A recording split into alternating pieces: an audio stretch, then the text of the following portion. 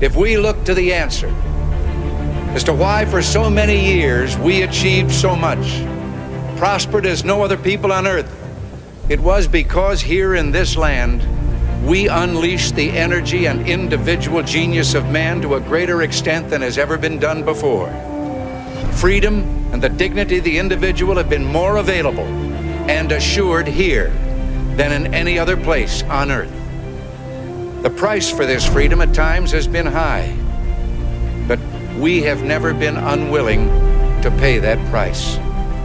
Those who say that we're in a time when there are no heroes, they just don't know where to look.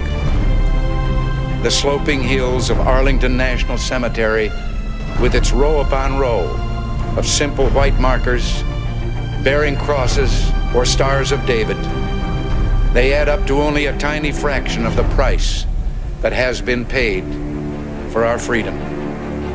Each one of those markers is a monument to the kind of hero I spoke of earlier. Their lives ended in places called Belleau Wood, the Argonne, Omaha Beach, Salerno, and halfway around the world on Guadalcanal, Tarawa, Pork Chop Hill, the Chosin Reservoir, and in 100 rice paddies and jungles of a place called Vietnam. Under one such marker lies a young man, Martin Treptow, who left his job in a small-town barber shop in 1917 to go to France with the famed Rainbow Division.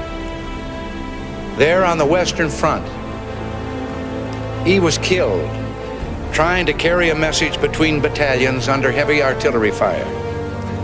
We're told that on his body was found a diary. On the flyleaf, under the heading, "My Pledge," he had written these words: "America must win this war. Therefore I will work, I will save, I will sacrifice, I will endure. I will fight cheerfully and do my utmost as if the issue of the whole struggle depended on me alone."